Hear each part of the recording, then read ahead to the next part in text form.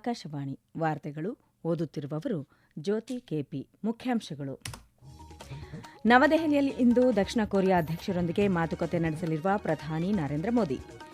ವಾಷಿಂಗ್ಟನ್ನಲ್ಲಿ ಇಂದಿನಿಂದ ಭಾರತ ಅಮೆರಿಕ ಪ್ರಸ್ತಾವಿತ ದ್ವಿಪಕ್ಷೀಯ ವ್ಯಾಪಾರ ಒಪ್ಪಂದದ ಮೊದಲ ಹಂತದ ಮಾತುಕತೆಗಳು ಪುನರಾರಂಭ. ಉಪರಾಷ್ಟಪತಿ ಸಿಪಿ ರಾಧಾಕೃಷ್ಣನ್ ಶ್ರೀಲಂಕಾ ಪ್ರವಾಸ, ಭಾರತದ ನೆರವಿನೊಂದಿಗೆ ನಿರ್ಮಾಣವಾಗುತ್ತಿರುವ ವಸತಿ ಯೋಜನಾ ಪ್ರದೇಶ ವೀಕ್ಷಣೆ. ಶಾಂತಿ ಮಾತುಕತೆಗೆ ಒಪ್ಪಿಗೆ ಕುರಿತ ಅಮೆರಿಕ ಅಧ್ಯಕ್ಷ ಡೊನಾಲ್ಡ್ ಟ್ರಂಪ್ ಹೇಳಿಕೆ ತಿರಸ್ಕರಿಸಿದ Iran. IPL T20 cricket, Lucknow super Giants ವಿರುದ್ಧ ಪಂಜಾಬ್ ಕಿಂಗ್ಸ್ಗೆ 54 ರನ್ಗಳ ಬೃಹತ್ ಜಯ. ವಾರ್ತೆಗಳ ವಿವರ. ಭಾರತ ಮತ್ತು ದಕ್ಷಿಣ ಕೊರಿಯಾ ನಡುವಿನ ದ್ವಿಪಕ್ಷೀಯ ಬಾಂಧವ್ಯವನ್ನು ಮತ್ತಷ್ಟು ಬಲಪಡಿಸುವ ನಿಟ್ಟಿನಲ್ಲಿ ಪ್ರಧಾನಿ ನರೇಂದ್ರ ಮೋದಿ ಅವರಿಂದು ನವದೆಹಲಿಯಲ್ಲಿ ದಕ್ಷಿಣ ಕೊರಿಯಾದ ಅಧ್ಯಕ್ಷ ಲೀ ಜೆ ಮ್ಯೂಂಗ್ ಅವರೊಂದಿಗೆ ಮಹತ್ವದ ಮಾತುಕತೆ ನಡೆಸಲಿದ್ದಾರೆ. ಉಭಯ ನಾಯಕರ ಈ ಭೇಟಿಯು ಹಡಗು ನಿರ್ಮಾಣ, ವ್ಯಾಪಾರ, ಹೂಡಿಕೆ, ಕೃತಕ ಬುದ್ದಿಮತ್ತೆ, ಸೆಮಿಕಂಡಕ್ಟರ್ಗಳು ಹಾಗೂ ಉದಯೋನ್ಮುಖ ತಂತ್ರಜ್ಞಾನಗಳು ಸೇರಿದಂತೆ ವಿವಿಧ ಕ್ಷೇತ್ರಗಳಲ್ಲಿ ಪರಸ್ಪರ ಸಹಕಾರವನ್ನು ವಿಸ್ತರಿಸುವ ಗುರಿಯನ್ನು ಹೊಂದಿದೆ. ಇದರೊಂದಿಗೆ ಸಾಂಸ್ಕೃತಿಕ ವಿನಿಮಯ ಮತ್ತು ಉಭಯ ದೇಶಗಳ ಜನರ ನಡುವಿನ ಸಂಪರ್ಕವನ್ನು ವೃದ್ಧಿಸುವ ಕುರಿತು ಸಮಾಲೋಚನೆ ನಡೆಸಲಿದ್ದು, ಪ್ರಾದೇಶಿಕ ಹಾಗೂ ಜಾಗತಿಕ ಹಿತಾಸಕ್ತಿಯ ವಿಷಯಗಳ ಬಗ್ಗೆಯೂ ಚರ್ಚಿಸಲಿದ್ದಾರೆ. ಈ ಸಂದರ್ಭದಲ್ಲಿ ದಕ್ಷಿಣ ಕೊರಿಯಾದ ಅಧ್ಯಕ್ಷರಿಗಾಗಿ ಪ್ರಧಾನಮಂತ್ರಿಯವರು ಔತಣಕೂಟವನ್ನು ಏರ್ಪಡಿಸಿದ್ದಾರೆ. ಭಾರತಕ್ಕೆ 3 ದಿನಗಳ ಅಧಿಕೃತ ಭೇಟಿಗಾಗಿ ನಿನ್ನೆ ನವದೆಹಲಿಗೆ ಆಗಮಿಸಿದ ಅಧ್ಯಕ್ಷ ಲೀ ಜೆ ಮ್ಯೂಂಗ್ ಅವರನ್ನು ಕೇಂದ್ರ ಸಚಿವ ಹರ್ಷ್ ಮಲ್ಹೋತ್ರಾ ಅವರು ಬರಮಾಡಿಕೊಂಡರು. ಅಧ್ಯಕ್ಷರೊಂದಿಗೆ ದಕ್ಷಿಣ ಕೊರಿಯಾದ ಪ್ರಥಮ ಮಹಿಳೆ ಕಿಮ್ ಹೆ ಕ್ಯೂಂಗ್ ಮತ್ತು ಸಚಿವರು, ಹಿರಿಯ ಅಧಿಕಾರಿಗಳು ಹಾಗೂ ಉದ್ಯಮಿಗಳನ್ನೊಳಗೊಂಡ ಉನ್ನತ ಮಟ್ಟದ ನಿಯೋಗವು ಆಗಮಿಸಿದೆ. ಇದು ಅಧ್ಯಕ್ಷ ಲೀ ಅವರ ಮೊದಲ ಭಾರತ ಪ್ರವಾಸವಾಗಿದ್ದು, ಅವರು ರಾಷ್ಟ್ರಪತಿ ದ್ರೌಪದಿ ಮುರ್ಮು ಅವರನ್ನು ಭೇಟಿ ಮಾಡಿ ಮಾತುಕತೆ ನಡೆಸಲಿದ್ದಾರೆ. ಇದಕ್ಕೂ ಮುನ್ನ ವಿದೇಶಾಂಗ ವ್ಯವಹಾರಗಳ ಸಚಿವ ಡಾ ಎಸ್ ಜಯಶಂಕರ್ ದಕ್ಷಿಣ ಕೊರಿಯಾ ಅಧ್ಯಕ್ಷರನ್ನು ಭೇಟಿ ಮಾಡಿ ವಿವಿಧ ಕ್ಷೇತ್ರಗಳಲ್ಲಿ ದ್ವಿಪಕ್ಷೀಯ ಬಾಂಧವ್ಯವನ್ನು ಬಲಪಡಿಸುವ ಅವರ ಬದ್ಧತೆಯನ್ನು ಶ್ಲಾಘಿಸಿದರು. ಭಾರತ ಮತ್ತು ಅಮೆರಿಕ ನಡುವಿನ ಪ್ರಸ್ತಾವಿತ ದ್ವಿಪಕ್ಷೀಯ ವ್ಯಾಪಾರ ಒಪ್ಪಂದದ ಮೊದಲ ಹಂತದ ಮಾತುಕತೆಗಳು ಇಂದು ವಾಷಿಂಗ್ಟನ್ ಡಿಸಿಯಲ್ಲಿ ಪುನರಾರಂಭಗೊಳ್ಳಲಿವೆ. ಇಂದಿನಿಂದ ಇದೇ 22ರವರೆಗೆ ನಡೆಯಲಿರುವ ಈ 3 ದಿನಗಳ ಸಭೆಯಲ್ಲಿ ವಾಣಿಜ್ಯ ಇಲಾಖೆಯ ಹೆಚ್ಚುವರಿ ಕಾರ್ಯದರ್ಶಿ ದರ್ಪಣ್ ಜೈನ್ ಅವರು ಭಾರತೀಯ ನಿಯೋಗದ ನೇತೃತ್ವ ವಹಿಸಲಿದ್ದಾರೆ. ಈ ನಿಯೋಗದಲ್ಲಿ ಕಸ್ಟಮ್ಸ್ ಮತ್ತು ವಿದೇಶಾಂಗ ವ್ಯವಹಾರಗಳ ಸಚಿವಾಲಯದ ಹಿರಿಯ ಅಧಿಕಾರಿಗಳು ಭಾಗವಹಿಸಲಿದ್ದು, ಬದಲಾಗುತ್ತಿರುವ ಜಾಗತಿಕ ಸುಂಕದ ವಿದ್ಯಮಾನಗಳ ಹಿನ್ನೆಲೆಯಲ್ಲಿ ವ್ಯಾಪಾರ ಚೌಕಟ್ಟನ್ನು ಮರುಹೊಂದಿಸುವ ಕುರಿತು ಚರ್ಚೆಗಳು ನಡೆಯಲಿವೆ. ಕಳೆದ 4 ತಿಂಗಳ ಅವಧಿಯಲ್ಲಿ ಉಭಯ ದೇಶಗಳ ನಡುವೆ ವರ್ಚುವಲ್ ಮೂಲಕ ಮಾತುಕತೆಗಳು ಮುಂದುವರೆದಿದ್ದವು. ಆದರೆ ಅಮೆರಿಕದ ಸುಂಕ ಪದ್ಧತಿಯಲ್ಲಿ ಉಂಟಾಗಿರುವ ಬದಲಾವಣೆಗಳ ನಂತರ ನಡೆಯುತ್ತಿರುವ ಈ ಭೇಟಿಯು ಹೆಚ್ಚಿನ ಪ್ರಾಮುಖ್ಯತೆ ಪಡೆದಿದೆ. ಶ್ರೀಲಂಕಾ ಪ್ರವಾಸದಲ್ಲಿರುವ ಉಪರಾಷ್ಟಪತಿ ಸಿಪಿ ರಾಧಾಕೃಷ್ಣನ್ ಇಂದು ತಮ್ಮ ಅಧಿಕೃತ ಭೇಟಿಯ 2ನೇ ದಿನವಾದ ಇಂದು ನುವಾರಾ ಎಲಿಯಾಕ್ಕೆ ಪ್ರಯಾಣಿಸಲಿದ್ದಾರೆ. ಭಾರತ ಮತ್ತು ಶ್ರೀಲಂಕಾ ನಡುವಿನ ಅಭಿವೃದ್ಧಿ ಪಾಲುದಾರಿಕೆಯನ್ನು ಬಲಪಡಿಸುವ ಮತ್ತು ಅಲ್ಲಿನ ಸಮುದಾಯಗಳೊಂದಿಗೆ ನೇರ ಸಂಪರ್ಕ ಸಾಧಿಸುವ ನಿಟ್ಟಿನಲ್ಲಿ ಈ ಭೇಟಿಯು ಅತ್ಯಂತ ಮಹತ್ವದ್ದಾಗಿದೆ. ಈ ಸಂದರ್ಭದಲ್ಲಿ ಅವರು ಭಾರತದ ನೆರವಿನೊಂದಿಗೆ ನಿರ್ಮಾಣವಾಗುತ್ತಿರುವ ವಸತಿ ಯೋಜನೆಯ ಪ್ರದೇಶಗಳನ್ನು ವೀಕ್ಷಿಸಲಿದ್ದಾರೆ ಹಾಗೂ ಅಲ್ಲಿನ ಭಾರತೀಯ ಮೂಲದ ತಮಿಳು ಸಮುದಾಯದವರೊಂದಿಗೆ ನೇರ ಸಂವಾದ ನಡೆಸಲಿದ್ದಾರೆ. ಕೊಲಂಬೋದಲ್ಲಿ ನಡೆದ ಮೊದಲ ದಿನದ ಕಾರ್ಯಕ್ರಮಗಳಲ್ಲಿ ಉಪರಾಷ್ಟಪತಿಗಳು ಶ್ರೀಲಂಕಾದ ಅಧ್ಯಕ್ಷ ಅನುರಾಕುಮಾರ ದಿಸ್ಸೆನಾಯ್ಕ ಮತ್ತು ಪ್ರಧಾನಮಂತ್ರಿ ಹರಿಣಿ ಅಮರಸೂರಿಯ ಅವರೊಂದಿಗೆ ಸುದೀರ್ಘ ಮಾತುಕತೆ ನಡೆಸಿದರು. ಈ ಸಭೆಯಲ್ಲಿ ಉಭಯ ದೇಶಗಳ ಪರಸ್ಪರ ಸಹಕಾರ ಮತ್ತು ಹಿತಾಸಕ್ತಿಯ ವಿಷಯಗಳ ಕುರಿತು ಚರ್ಚಿಸಲಾಯಿತು. ಉಪರಾಷ್ಟಪತಿಯವರು ಭಾರತೀಯ ಮೂಲದ ಸಮುದಾಯವನ್ನು ಉದ್ದೇಶಿಸಿ ಮಾತನಾಡಿದರು. ಉಪರಾಷ್ಟಪತಿಗಳ ಶ್ರೀಲಂಕಾ ಪ್ರವಾಸದ ಕುರಿತು ಕೊಲಂಬೋದಲ್ಲಿ ಮಾಹಿತಿ ನೀಡಿದ ವಿದೇಶಾಂಗ ಕಾರ್ಯದರ್ಶಿ ವಿಕ್ರಮ್ ಮಿಸ್ರಿ, ಉಪರಾಷ್ಟಪತಿ ಸಿಪಿ ರಾಧಾಕೃಷ್ಣನ್ ಮತ್ತು ಶ್ರೀಲಂಕಾ ಅಧ್ಯಕ್ಷ ಅನುರಾಕುಮಾರ ದಿಸ್ಸೆನಾಯ್ಕೆ ನಡುವಿನ ಸಭೆಯಲ್ಲಿ ಭಾರತ ಶ್ರೀಲಂಕಾ ನಡುವೆ ಪ್ರಸ್ತಾವಿತ ತೈಲ ಪೈಪ್ಲೈನ್ ಸಂಪರ್ಕ ಮತ್ತು ಟ್ರಿಂಕೋಮಲಿಯಲ್ಲಿ ಇಂಧನ ಕೇಂದ್ರ ಸ್ಥಾಪಿಸುವ ಕುರಿತು ಸುದೀರ್ಘವಾಗಿ ಚರ್ಚಿಸಲಾಗಿದೆ ಎಂದು ತಿಳಿಸಿದ್ದಾರೆ. ಈ ವಾರ್ತೆಗಳನ್ನು ಆಕಾಶವಾಣಿಯಿಂದ ಕೇಳುತ್ತಿದ್ದೀರಿ.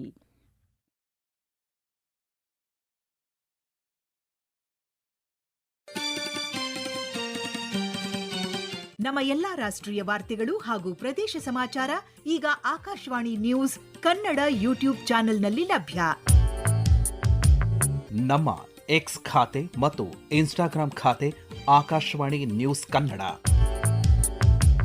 ಹೆಚ್ಚಿನ ಮಾಹಿತಿಗಾಗಿ ನಮ್ಮ ಫೇಸ್ಬುಕ್ ಖಾತೆ AIR ಕನ್ನಡ ನ್ಯೂಸ್ ಅನುಸರಿಸಿ. ಮಾಹಿತಿಯ ಹೂರಣ ವಾರದ ಕಾರ್ಯಕ್ರಮ ಪ್ರಚಲಿತ ವಿದ್ಯಮಾನ ಪ್ರತಿ ಬುಧವಾರ 9:15ಕ್ಕೆ.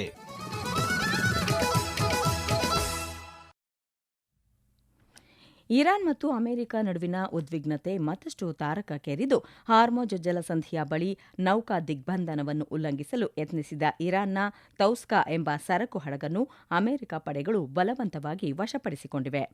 ಅಮೆರಿಕ ನೌಕಾಪಡೆಯ ಎಚ್ಚರಿಕೆಯನ್ನು ನಿರ್ಲಕ್ಷಿಸಿ ಮುನ್ನುಗ್ಗುತ್ತಿದ್ದ ಹಡಗಿನ ಇಂಜಿನ್ ರೂಂಗೆ ಹಾನಿ ಮಾಡುವ ಮೂಲಕ ಅದನ್ನು ತಡೆಯಲಾಗಿದ್ದು, ಪ್ರಸ್ತುತ ಹಡಗು ಅಮೆರಿಕದ ಮರೀನ್ ಪಡೆಯ ವಶದಲ್ಲಿದೆ ಎಂದು ಅಧ್ಯಕ್ಷ ಡೊನಾಲ್ಡ್ ಟ್ರಂಪ್ ಸಾಮಾಜಿಕ ಜಾಲತಾಣದಲ್ಲಿ ತಿಳಿಸಿದ್ದಾರೆ.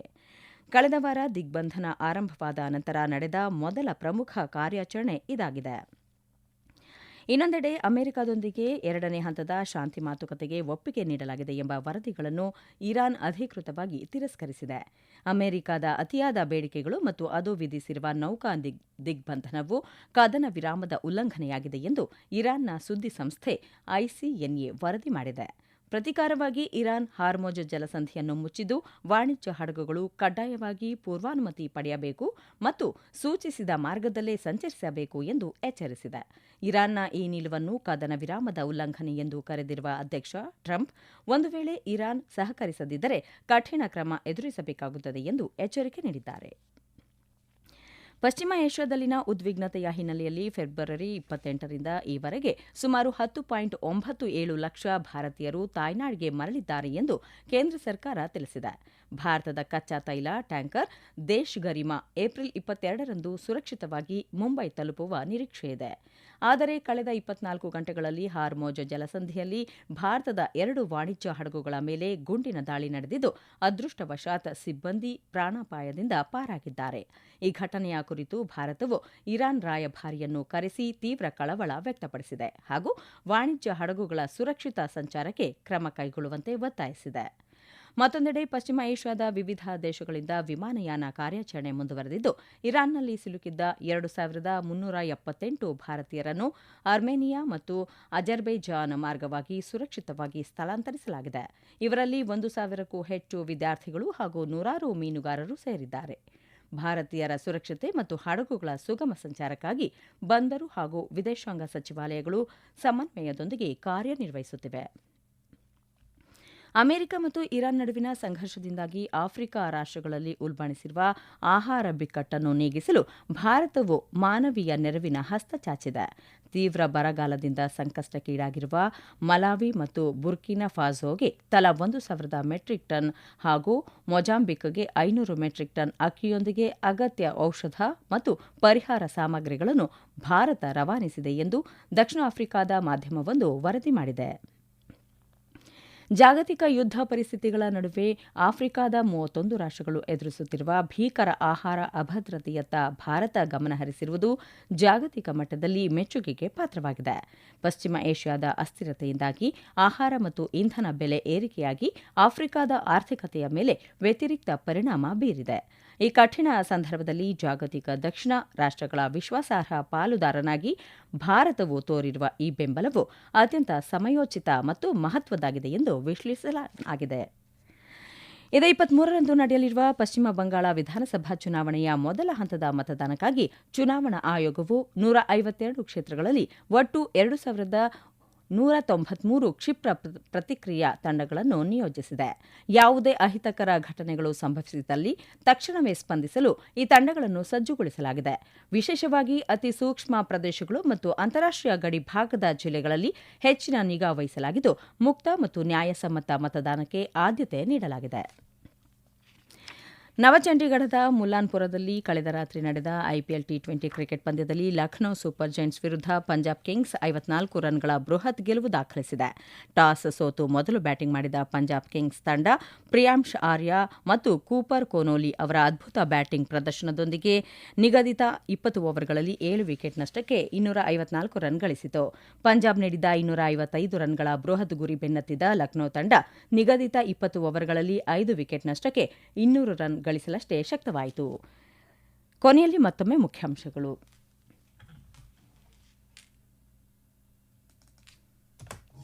ನವದೆಹಲಿಯಲ್ಲಿ ಇಂದು ದಕ್ಷಿಣ ಕೊರಿಯಾ ಅಧ್ಯಕ್ಷರೊಂದಿಗೆ ಮಾತುಕತೆ ನಡೆಸಲಿರುವ ಪ್ರಧಾನಿ ನರೇಂದ್ರ ಮೋದಿ. ವಾಷಿಂಗ್ಟನ್ನಲ್ಲಿ ಇಂದಿನಿಂದ ಭಾರತ ಅಮೆರಿಕ ಪ್ರಸ್ತಾವಿತ ದ್ವಿಪಕ್ಷೀಯ ವ್ಯಾಪಾರ ಒಪ್ಪಂದದ ಮೊದಲ ಹಂತದ ಮಾತುಕತೆಗಳು ಪುನರಾರಂಭ. ಉಪರಾಷ್ಟ್ರಪತಿ ಸಿಪಿ ರಾಧಾಕೃಷ್ಣನ್ ಶ್ರೀಲಂಕಾ ಪ್ರವಾಸ, ಭಾರತದ ನೆರವಿನೊಂದಿಗೆ ನಿರ್ಮಾಣವಾಗುತ್ತಿರುವ ವಸತಿ ಯೋಜನಾ ಪ್ರದೇಶ ವೀಕ್ಷಣೆ. ಶಾಂತಿ ಮಾತುಕತೆಗೆ ಒಪ್ಪಿಗೆ ಕುರಿತ ಅಮೆರಿಕ ಅಧ್ಯಕ್ಷ ಡೊನಾಲ್ಡ್ ಟ್ರಂಪ್ ಹೇಳಿಕೆ ತಿರಸ್ಕರಿಸಿದ Iran. IPL T20 cricket, Lucknow super Giants ವಿರುದ್ಧ ಪಂಜಾಬ್ ಕಿಂಗ್ಸ್ಗೆ 54 ರನ್ಗಳ ಬೃಹತ್ ಜಯ. ಇಲ್ಲಿಗೆ ವಾರ್ತಾ ಪ್ರಸಾರ ಮುಕ್ತಾಯವಾಯಿತು. ನಮ್ಮ ಮುಂದಿನ ವಾರ್ತಾ ಪ್ರಸಾರ ಅಪರಾಹ್ನ 12ಕ್ಕೆ.